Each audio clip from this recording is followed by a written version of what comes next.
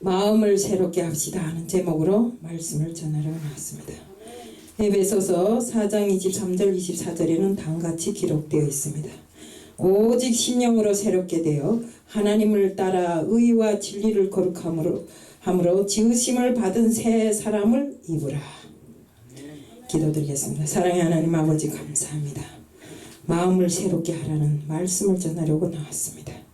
저희들 마음을 새롭게 할 때는 정말로 하나님을 따르는 그 마음 진실로 가질 수 있도록 하게 해주실 줄 믿사오며 예수 그리스도 이름 받들어 감사하며 기도드리옵나이다. 우리가 그 위대한 사람들이 무너지는 것이 큰 일에서 무너지는 것이 아닙니다. 작은 일에 깜빡하다가 무너져 버립니다.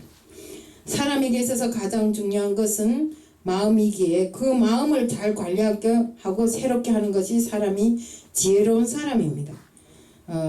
예수님도 물질이나 정신적인 이런 문제보다도 마음을 제대로 가지는 것이 중요하다고 말씀하셨습니다. 우리 마태복음 5장 8절에는 마음이 정결한 자는 복이 있나니 그들이 하나님을 볼 것이라고 하셨습니다. 또한 마태복음 23장 27절에는 종교 지도자들을 책망하실 때도 너희 속은 회칠한 무덤 같다고 그 마음을 지적하셨습니다. 그럼 이 회칠한 무덤이란 게 뭐입니까? 겉은 화려하나 그 속에는 죽은 자의 뼈와 가지 오물들이 다 들어있다는 소리입니다. 우리가 주님은 이 성경에서 놓고 보면 모든 사람들의 마음을 그 기준에 두셨습니다. 잠언서 4장 23절에 보면 솔로몬도 지킬 만한 것들 중에 내 마음을 지키라고 생명의 근원이 이에서 남이라고 말했습니다. 우리 성경에서 말하는 우리 앞에 이자 본문에 새 사람이 되라 했지요. 그러면 새 사람이란 것은 무엇인가? 새 옷을 입었대서 새 사람이 될까요? 그런 것도 아닙니다. 날이 바뀌었다 해서 새 사람이 되는 것도 아니고 또 새날의 결심을 내가 온전히 했다고 해서 새 사람이 되는 것이 아닙니다. 새 사람은 근본적으로 마음이 바뀌어야 새 사람이 되는 것입니다. 내 마음은 그대로 둬두고 날이 바뀌고 옷을 바꿔입고 이렇게 했다 해서 결심을 새롭게 했다 해서 그 사람이 새 사람이 된 것이 아닌 것입니다. 우리 마음이 무너지면 모든 것이 다 무너집니다. 마음이 떠나면 모든 것이 다 떠나게 됩니다. 우리가 마음에서 포기되는 순간 모든 인생이 모든 것이 다 포기되는 것입니다. 우리 충성도 마음속에서 우러나오고 또 우리가 말하는 충성은 하나님께 바치는 것입니다. 이 역시도 마음에서 나와야 하나님께 충성할 수가 있는 것입니다. 예배도 영과 진리로 드릴 때 하나님께 상달되는 것입니다. 우리가 마음으로 드리라는 소리입니다. 그래서 입으로 드리는 그런 예배가 형식상 드리는 예배가 아니라 우리 마음이 진심으로 그 뼛속까지 다 하나님을 사모하는 그 마음으로 예배를 드릴 때 진실로 하나님께 상달되는 예배가 된다는 것입니다. 오늘 말씀에도 사도 바울은 에베소 성도들에게 오직 심령으로 마음을 새롭게 하고 변화를 받아서 새 사람을 입으라고 이렇게 했습니다. 사람이 마음은 생각을 이끌고 행동을 이끄는 근원이니 마음이 건강할 때 그 사람이 건강한 것입니다. 변화를 받으려면 이방인 같은 이런 허망한 마음을 버리고 정말 새 사람으로서 정확하게 세상을 살라고 했습니다. 에베소서 교회 성도들에게 지적하는 말씀입니다. 말하자면 불신자들을 향한 말씀이 아니라 우리 믿는 자들이 그 믿음 안에서 하신 말씀입니다. 그리스도인은 어떤 마음으로 살아야 하는가를 놓고 봤을 때 오늘 그 마음에 이방인 같은 허망한 마음을 버리라고 했어요. 이방인 같은 허망한 마음.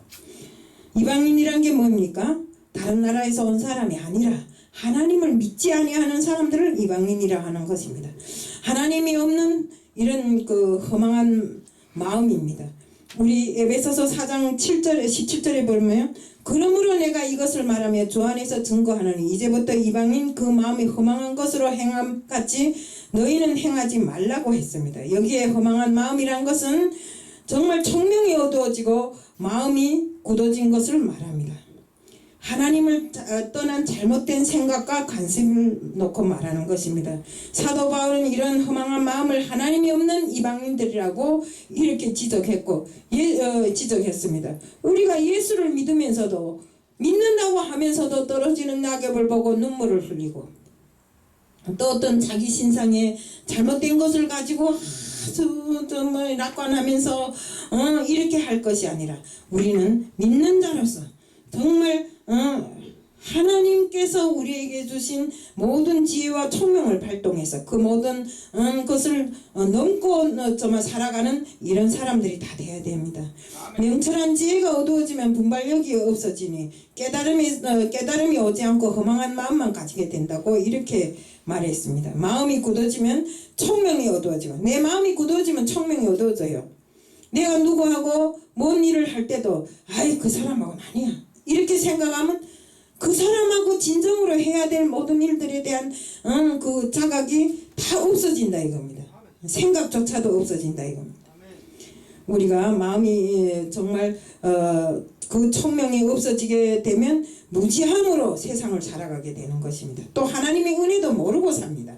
우리가 날마다 은혜 앞에 감사하다고 하면서도 실제 감사는 입으로만 나왔지 그 마음에 없기 때문에 그 은혜를 모르고 사는 것입니다. 그러니 주님의 은혜를 생각할 때 작은 은혜에도 감동이 되고 또 은혜를 받은 자의 마음은 주님을 생각할 때 마음의 영적 감동이 찜하게 이렇게 통하게 됩니다. 그렇기 때문에 주님을 생각하면 저절로 눈물이 나고 주님이 은혜 보답하기 위해서 내가 어떻게 해야 되겠는가 하는 이런 생각들이 줄줄이 일어나면서 정말 세상 사람들이 생각하지 못하는 세상 사람들은 바보라 하지만 솔직한 말로 주님 안에서는 가장 총명한 자가 되어서 정말 주님의 일을 능숙하게 처리해 나갈 수 있는 것입니다. 또한 허망한 마음은 하나님이 생명에서 떠나게 된다고 했습니다. 하나님을 떠나면 우둔해집니다. 깨달음이 오지 않고 인생의 목적이 없이 방황하게 되고 또한 허망한 마음을 가지면 하나님이 생명에서 떠나서 감각마저도 없는 자들이 됩니다. 제가 세상에서 살 때 놓고 보니까 지금하고 다른 것이 무엇이었는가 하면 저는 엄청 제가 총명하고 지혜롭고 능력 있는 사람이라고 생각했는데 그 지혜와 능력이 어디에다 필요한 것인가를 모르고 살았더라 이겁니다. 바로 하나님을 믿으면서 내게 있는 모든 것은 다 주님께서 주신 것이고 그것을 주님을 위해서 써야 되겠구나 하고 생각하니까 저절로 내가 해야 할 일이 생각나고 정말 주님 앞에 어떻게 서야 하는가 하는 것들이 기억되더라고요. 우리 하나님을 떠나면 우둔해지고 깨달음조차도 오지 않고 인생이 목적을 잃고 방황하게 됩니다. 우리 허망한 마음은 총명을 잃고 깨달음마저도 잃는다고 했습니다. 그렇기 때문에 정말 우리가 믿는 사람들이 허망한 마음을 가지게 되면 정말 믿지 않는 이방인들처럼 될 뿐만 아니라 진리 안에서 새롭게 되어야 되는데 점점 하나님과 멀어지는 이런 사람들이 된다 이겁니다. 주님을 위해 다 드리고 싶고 주님을 위해 살고 싶은데 마음이 굳어지고 메말라지니 전혀 은혜 받은 자의 마음이 아닌 것입니다. 진리로 마음이 새로워지고 하나님이 내 마음의 주인이 되어서 정말 성령으로 내 마음이 꽉 차 있고 정말 그 성령으로 인해서 정말 항상 부글부글 주님 앞에 어떻게 하면 바로 서겠는가 이런 주님 일을 어떻게 하면 제대로 하겠는가 하는 이런 그 성령 충만이 내게 있어야 하는 것입니다.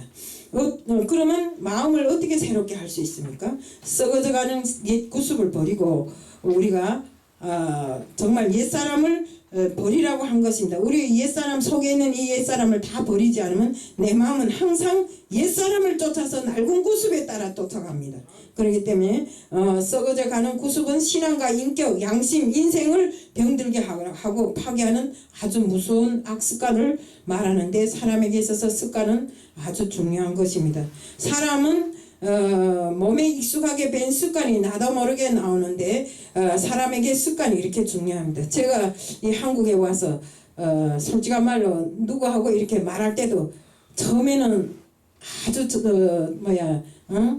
말을 제대로 한국말처럼 합니다. 그러다가도 열이 오르면 그 다음에는 이북말이 막 나가버려요. 네.